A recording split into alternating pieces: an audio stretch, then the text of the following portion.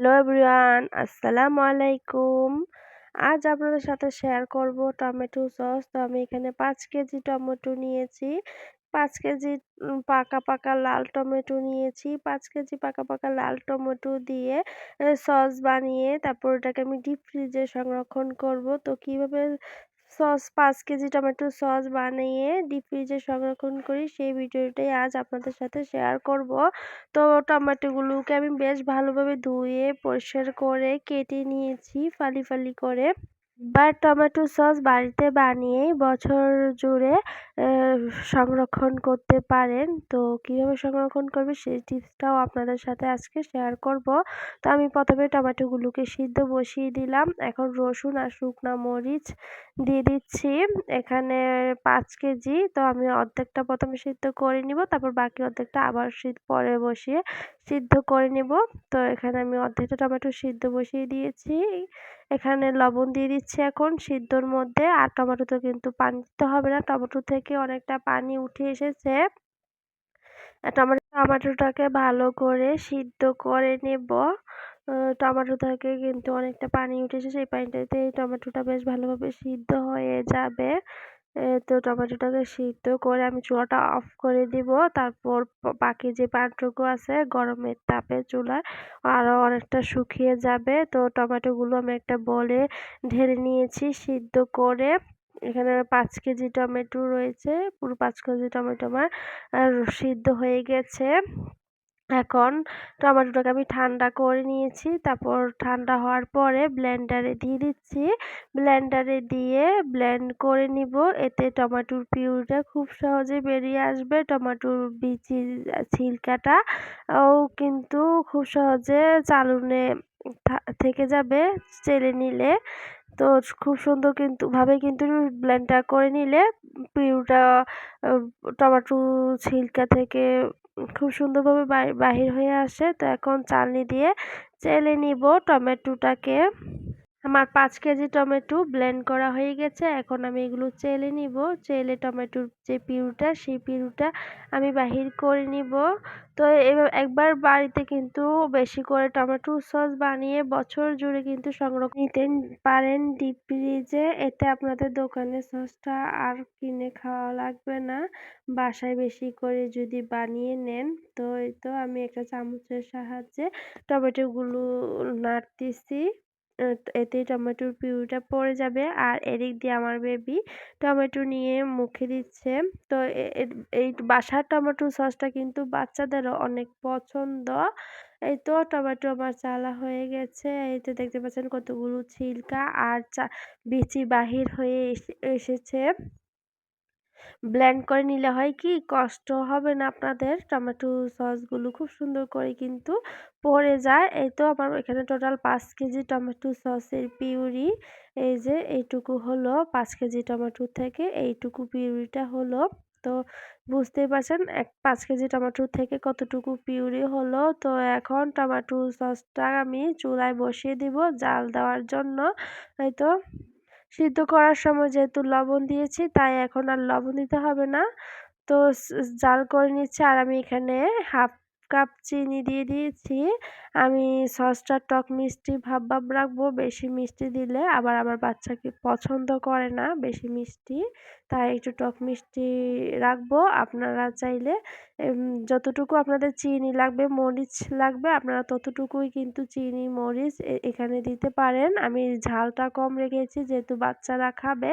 তো যাদের বাসায় বাচ্চারা ঝাল কম খায় বা ঝাল খেতে পারে না তারা ঝালটা কমিয়ে দিবেন। আর যারা যতটুকু ঝাল দিবেন ততটুকু ঝাল দিয়ে নিবেন।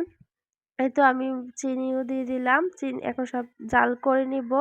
আঠালো ভাব হওয়া পর্যন্ত আমি নেড়েচেড়ে এই টমেটোর পিউরিটাকে জাল করে নিব। দোকানের সসের মতনই দোকানের সসের থেকেও কিন্তু ভালো হয় বাসার এই সসটা। একদম পিওর টমেটো সস। আপনারা কিন্তু একবার বানিয়ে বছর জুড়ে কিন্তু ডিপ ফ্রিজে রেখে খেতে পারবেন। এই যে এভাবে টমেটো সসটা বানিয়ে নিলে কিন্তু খুব সহজেই তৈরি হয়ে যায় মজাদার এই টমেটো সস। যেকোনো নাস্তার সাথে কিন্তু ঝাল নাস্তার সাথে কিন্তু এই টমেটো সসটা ভালো লাগবে খেতে। চেষ্টা করবেন লাল লাল পাকা টমেটোগুলো নিতে, এতে টমেটোতে টকও কম থাকবে আর আপনাদের টমেটোর সসের কালারটাও খুব সুন্দর আসবে। এই তো আমার টমেটো সস অনেকটা আঠালো হয়ে এসেছে। তো আঠালো করে নিব। দোকানের সসগুলো কিন্তু আঠালোই হয়, তো দোকানের সসের মতন আমি জাল দিয়ে আঠালো করে নিব। ঘন ভাব আসা পর্যন্ত কিন্তু নাড়তে থাকবো আর জাল করতে থাকবো। এই তো আমার টমেটো সসটা হয়ে গেছে, আমি চুলাটা বন্ধ করে দিয়েছি।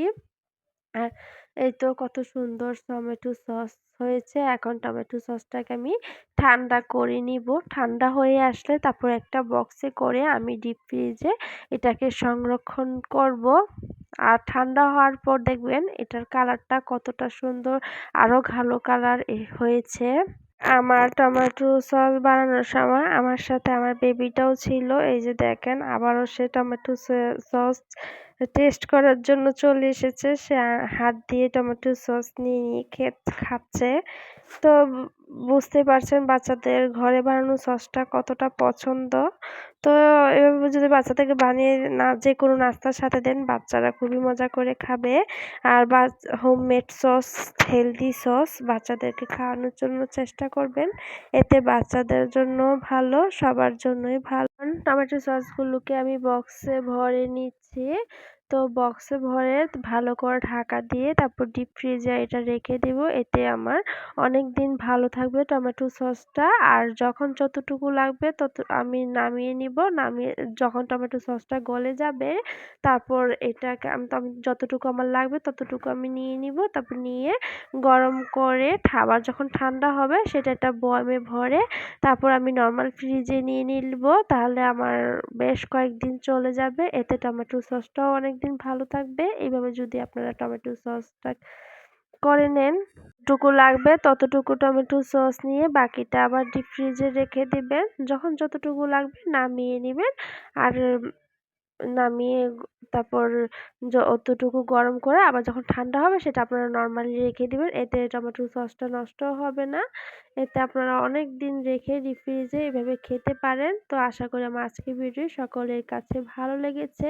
যারা আমার চ্যানেলে নতুন এসেছেন, আমার ভিডিও ভালো লাগলে আমার চ্যানেলটাকে সাবস্ক্রাইব করে আমার সাথে থেকে যাবেন। আমি যেভাবে সংরক্ষণ করে থাকি টমেটো সসটা, সেই টিপসটাই আপনাদের সাথে শেয়ার করলাম। এতে আপনাদের সসটাও নষ্ট হবে না আর সসে কোনো প্রিজারভেটিভও ইউজ করতে হবে না সসটা ভালো থাকার জন্য। তো আমি প্রতি বছর কিন্তুই টমেটো সসটাকে এভাবে ফ্রোজেন করে থাকি।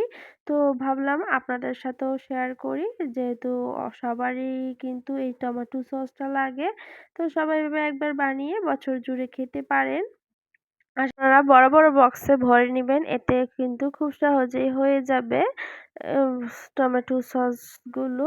এই তো বক্সে ভরা আমার হয়ে গেছে। আমি দুটা বক্সে ভরেছি। আমার 5 কেজি টমেটো দুটা বড় বক্সে নিয়ে নিয়েছি। এই তো দুটা বড় বক্সে নিয়ে নিলাম। এগুলো এখন ঢাকনা লাগিয়ে ডিপ ফ্রিজে সংরক্ষণ করব আমি। এভাবেই আমি টমেটো সসগুলো ডিপ ফ্রিজে রেখে খেয়ে থাকি। তো আজকের ভিডিও এ পর্যন্তই। সবাই ভালো থাকবেন, সুস্থ থাকবেন। আল্লাহ হাফেজ। Thanks for watching video.